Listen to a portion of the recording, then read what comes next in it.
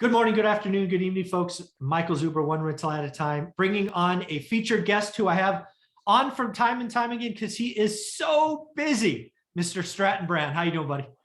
I'm doing good, Mike. Thanks for having me on. You are all over the place doing big things, doing storage deals in Texas, doing masterminds in Utah.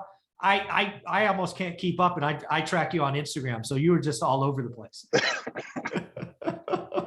It's pretty awesome. So, hey, one of the things I wanted to talk about is you were at a mastermind. It was actually your mastermind event, and you actually had this really great topic that I want to poke at a little bit. And that was basically you were having these individuals who paid to get there. Talk about difficult conversations they have had with their circle. So everybody has their little circle, their 5 friends, all of that. And there was really an interesting conversation around winning and like ringing the register and celebrating a little bit. So I want to poke at that a little bit. I have certainly suffered from that as well. So it hit home when you put that out there. I don't think anybody talks about it. So lay it out for us. What happened? So it was in the first mastermind I was at in the Florida Keys with the DM family. Then it came up again at my mastermind a couple of days later. Okay. And it was people being afraid to show that they've won, buy something nice, anything, just because of the way people thought or whatever bullshit it was, right? Like one dude didn't even want to tell his parents that he bought a Ferrari. The dude bought a fucking Ferrari. He could have bought a Ferrari 3 years ago in cash, like 4 times over. Right. But he didn't want to, quote unquote, show off. Right. He didn't want any of that. And to where, like we talked about in the DM family, of like, number one, they don't pay your bills. So they really don't matter. And like they're not going to support you. And when the time comes and they need your support, you're going to support them. Okay. So buy it, enjoy yourself, and keep on pushing. You're not showing off. Like, even if you are showing off, whatever, you worked really, really hard for this. Right. And I mean, the people I'm with generally donate a ton of money to charity. Like, they're great people. Just because they wanted to buy a really nice car doesn't mean you're a bad person. Doesn't mean your kids are going to be treated a different way. Like, all these other things like go inside of our head. Right. Where, like, for me, like, a lot of the reason I'm very open with this, I want a jet, I want nice cars, I want to have a really nice house, I want to be able to take care of everybody around me. And if people like judge me and it's like, oh, he has all this money, he's just wasting his money, like, okay, cool, whatever. Yeah. But like, they don't pay my bills, and like, they're not a part of my happiness or helping me get better. Yeah, it's again, I've been in that situation, right? So I like carrots, right? I chase carrot or rewards or whatever it is, right? Like I have to strive for something. Yep. And sometimes when I get there, it's like, should I really buy that thing, right? Because again, I do think I'll be judged, right? I have more than everyone in my family. And I mean, there was a time when they lived a lot closer, I was like, nope, not doing that. It's not that I don't need the grief. It's just that I don't want frankly, it would be more asks like, hey, you've done that. Why don't you give me some? Like I have a family member in mind when we were getting somewhat successful, assumed that I was going to give them hundreds and maybe thousands of dollars in a month just because I had it. I'm like, where does that come from? It's crazy. For me, it's just like, no, like, why would you ask me that? Yeah, it's like, but that's a real thing though. Like, for a lot of people, you'd be amazed, even like people in those rooms, like, oh no, like, it's a serious, serious problem. And then you can try and throw money at it and help them. And everybody I've talked to, they're like, no matter how much money you give them, it doesn't help them. It's like giving a kid $1 million. Yeah. They're going to blow it anyways. Yeah. Yeah, so that's interesting. I didn't realize it was that big an issue, right? So you get to this guy. So let's talk about this guy without saying his name. So he busts his butt.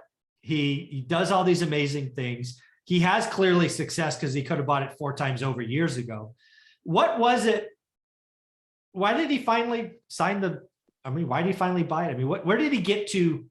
Is it a comfort level? Is it just I don't give a rat's tail? Or what was it that he finally It was a mixture of, number one, brand, because he wants to do more brand. And like, the biggest thing on freaking YouTube, Instagram, TikTok is having nice cars and flashy watches. I mean, legit, as in the world that we live in, I was talking about it with another one of my friends. And he was talking like, bro, we don't talk about numbers because like our numbers are cool, but like in the grand scheme of things, like, okay, yeah, we're doing $1 million, but like, is that really, really big? No. And so he doesn't talk about numbers, and then his marketing isn't doing as well, to where like we compared it to some other people in our space. Like, well, they talk about like actual like numbers, even though it's like they just want to see deals. Because like for the general person, they don't make nearly as much, right? So like we say like a $20,000 deal, it's a $20,000 deal, whatever, dude. Yeah. For someone, like nobody really gets a $20,000 check every day of their life. No. Yeah. Right. And so for him, he did it for brand, and then joining the mastermind, like really pushed him to, and like, bro, just get over it. Go do it like you want it. What's the worst thing that's absolutely going to happen? And it wasn't a bad financial situation for him. It's only going to make him more money at this point with what he's going to do with it. Okay. And again, whatever that nice thing could be, a lot of people we're talking about cars here, but it could be a watch. Frankly, it could be a vacation, right? You want to go do a once in a lifetime private jet to wherever, go do it. Right. Yeah, it is really weird, because when you put that out there, I'm like, I have felt that hundreds of times. Oh yeah. It is a real thing. It's a real thing. It's kind of weird that I mean, 15 years, maybe 18 years sacrifice, living below our means, but putting everything into this. And I want to hold back now. It's just weird. It's just weird. Yeah. And you get, because like at the same time, you like don't think you deserve it either. Like you got to get past that obstacle in your head too. Yeah, there's a lot of that. Like I always had, like, let's just say a Ferrari, because we're talking about it. Like had it on the wall as a kid, and now you're like, you could go write the check, and you're like, I don't deserve it. It's a weird. Your freaking mental head game is bizarre sometimes. It is really, really, really weird. I mean, that's why, like, I love being in these rooms, because then they can talk you through it. Like, why don't you think you deserve it, bro? Of course you deserve it. You've worked so hard for this, Mike. You've grinded forever. You deserve it. Like, again, you can buy it 6 times over. You can. It's already paid for with monthly assets, like all these other things, and it's only going to help you make more money. Yeah, it's weird. All these things only help you make more if you have a plan with it on the back end, at least.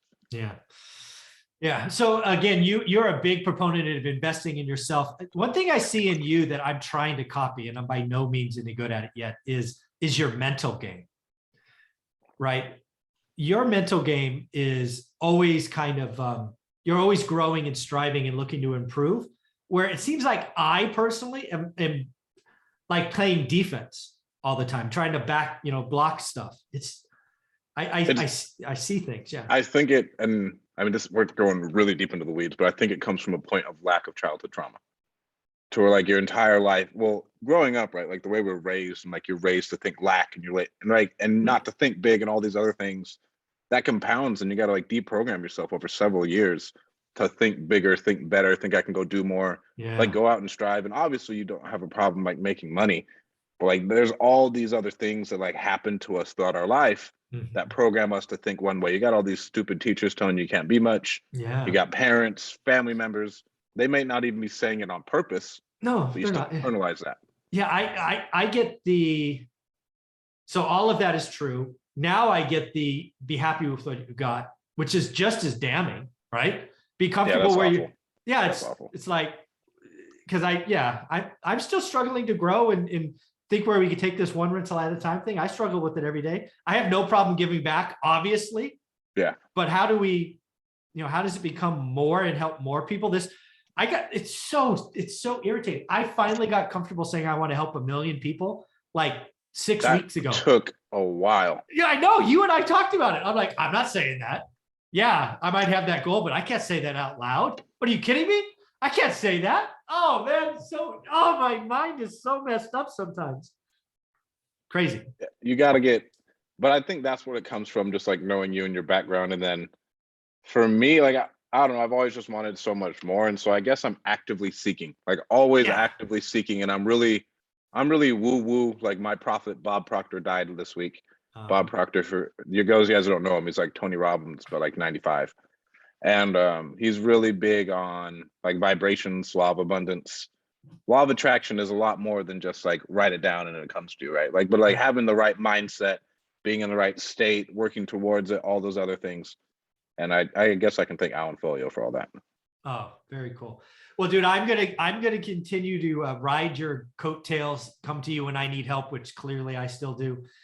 This topic of winning, it is really weird. It's almost like you win the game, but you don't celebrate. How bizarre is that?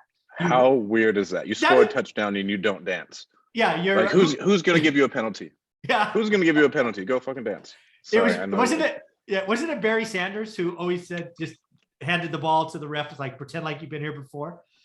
No, celebrate. You haven't been there before. You're never gonna get there again. You only have one life, and Go you can be only Deion celebrate. Sanders in high step the last 10 yards. Come on. Dude, I mean, you're in this to win. You're in it to celebrate. I just feel like for me, it's you don't get to enjoy it. Yeah. Like you're stopping yourself from enjoying things. Yeah, you deserve it. That one analogy hit me pretty hard, right? You struggle all this time. I can imagine Michael Jordan, because I'm a basketball guy, right? Michael Jordan on the ground hugging his first trophy, Kobe Bryant sitting, kind of leaning his head on it, Steph Curry, KD. I can imagine like decades of work, and you get there and you don't celebrate. Such a bizarre feeling. Yeah, very cool. Well, how can people follow you, get part of your world?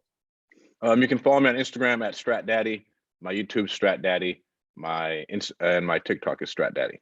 Very cool, man. Thanks again for the time. I'm going to keep following you.